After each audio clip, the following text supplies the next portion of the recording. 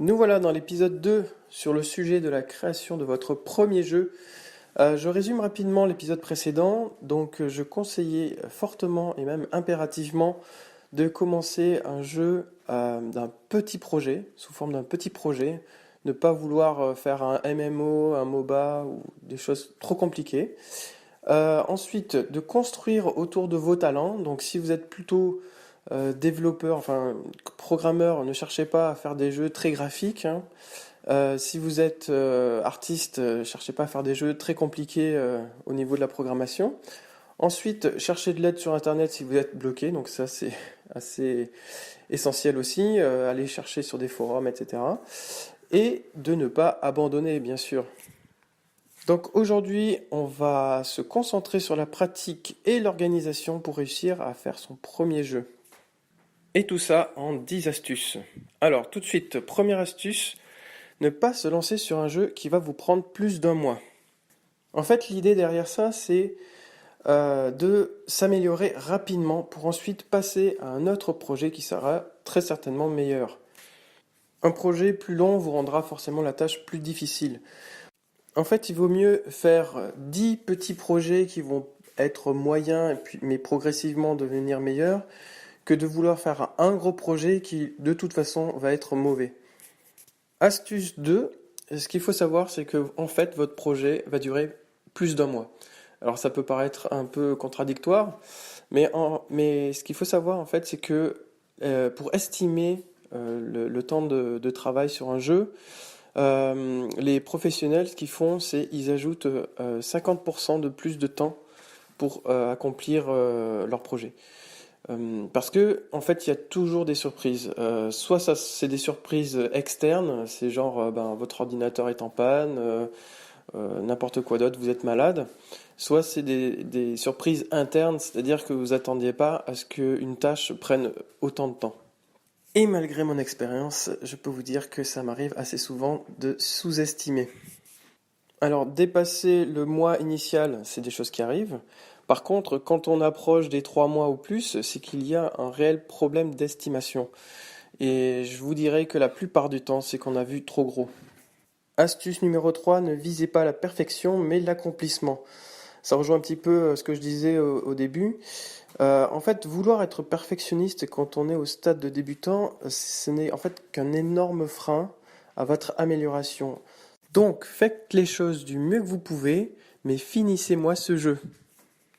Astuce numéro 4, mettez-vous des objectifs de production pour vous aider à tenir le cap et voir concrètement votre avancée. Sur un projet d'un mois, un objectif à atteindre chaque semaine est une bonne approche. Planifier est essentiel pour arriver au bout d'un projet. Astuce numéro 5, prenez vos objectifs et subdivisez-les en petites tâches. Sur votre planning, si une tâche prend plus d'une semaine, ça veut dire qu'il faut encore la subdiviser. En fait, c'est un conseil qui marche pour tout le monde, et même dans tous les domaines.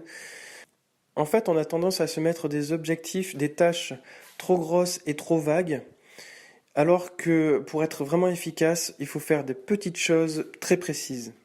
Donc je vous donne un exemple avec la création d'un personnage dans un jeu. Voilà, on pourrait se dire, ben tiens, ma tâche, ça va être de créer un personnage pour le jeu. Donc ok, super, mais en fait, il faut découper ça. Donc la première chose à faire, par exemple, serait de créer 10 ou 20 croquis d'un personnage pour faire de la recherche. Donc ça serait la première étape, la première tâche. Ensuite, sélectionner les 3 meilleurs, et puis après les pousser peut-être encore en faisant d'autres croquis. Une fois qu'on a sélectionné son personnage, il faut faire chaque type d'animation. Donc je donne encore un exemple dans le jeu vidéo classique, il y a toujours un état idle, donc c'est-à-dire le personnage est en pause mais il est toujours animé. Ensuite la course, le saut, la frappe, les choses comme ça. Donc voilà, chaque animation est une tâche. Mais là, on est encore en mode croquis, par exemple. Donc après, la tâche suivante, ça serait de faire tout ça numériquement, au propre. La tâche suivante, c'est de faire la couleur de telle étape, etc. Bon, je pense que vous avez compris l'essentiel. C'est vraiment, voilà, de prendre une grosse tâche et de la rendre la plus précise possible et même la plus petite possible, parce que sinon on s'en sort pas. Alors j'ai deux outils à vous proposer pour vous organiser là-dessus. Le truc le plus simple, c'est la checklist, tout simplement. Donc vous mettez votre tâche et puis après vous cochez à chaque fois que vous avez accompli celle-ci. Après, il y a un truc un petit peu plus avancé qui s'appelle Trello. Donc vous cherchez sur internet Trello. Ça, c'est un outil un petit peu plus avancé, donc, mais collaboratif. Ça, je le conseille pour plus tard. Pour quand vous êtes tout seul, que vous faites votre premier jeu, allez-y avec une checklist, c'est bien suffisant. Donc cette organisation vous permet de garder le cap et à chaque fois que vous cochez une case, vous aurez le grand plaisir de la progression. Astuce 6. Comparez chaque semaine ce qui a été réalisé et ce qui était prévu. Donc ça permet de vérifier rapidement si on n'a rien oublié et d'ajuster chaque semaine son temps de travail. Astuce 7. Imposez-vous l'obligation de travailler sur votre jeu au moins une fois par semaine. Même si divers événements de votre vie vous empêchent d'avancer dans la production de votre jeu, comme je disais tout à l'heure, une maladie, je vous conseille vraiment de consacrer au moins 30 minutes par semaine pour au moins vous replonger dans votre projet. Parce que, en fait, plus le temps passe entre les moments de production et les moments où on ne fait rien, plus vous vous sentirez perdu et donc en gros vous ne saurez plus trop où vous en étiez.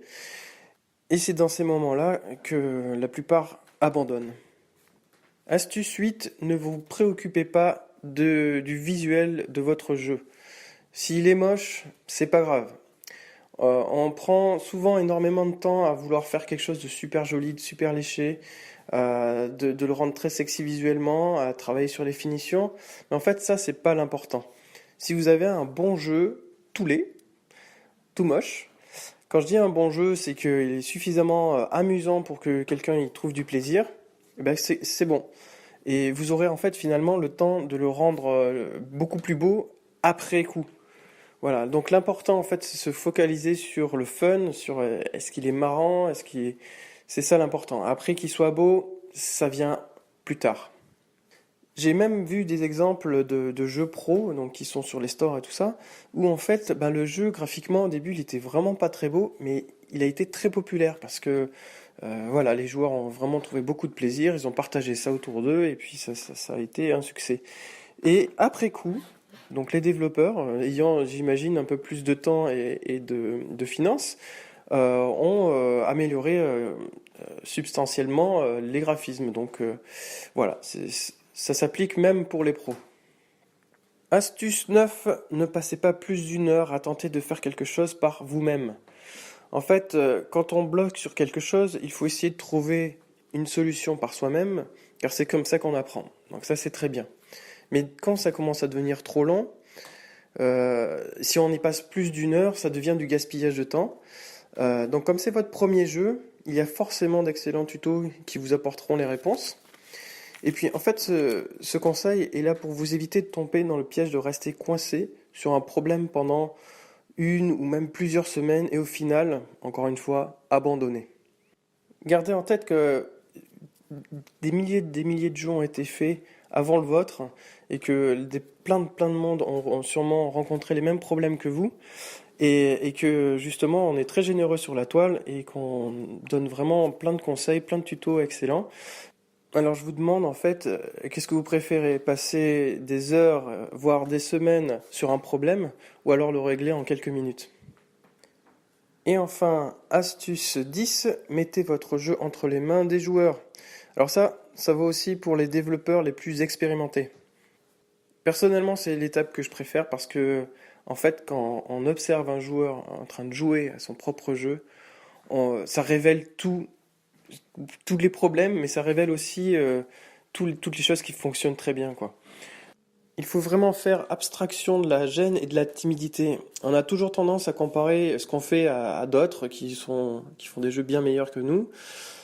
Se dire que ce qu'on fait, c'est de la merde, ça c'est facile à se dire. Mais en fait, au final, c'est les joueurs qui vous le diront. Si votre jeu est mauvais, ils vous diront pourquoi ou par leur expression, par leur façon de jouer, vous comprendrez où est le problème et qu'est-ce qui ne va pas. Donc vous allez énormément apprendre par cette étape-là. Et moi personnellement, je considère que il faut vous faire tester son jeu très très tôt. Donc n'ayez pas peur de faire tester votre jeu. Vous n'apprendrez rien en cachant vos œuvres dans un placard. C'est tout pour aujourd'hui. J'espère que vous avez apprécié cet épisode, que ça pourra vous aider à faire avancer vos projets. D'ailleurs, à ce propos, n'hésitez pas à partager vos propres projets. Moi, je serais vraiment intéressé de voir un peu ce que vous faites de votre côté. Vous pouvez donc commenter, partager, liker. Voilà, si vous avez des questions aussi, n'hésitez pas. Alors, je vous dis à la semaine prochaine. Ciao!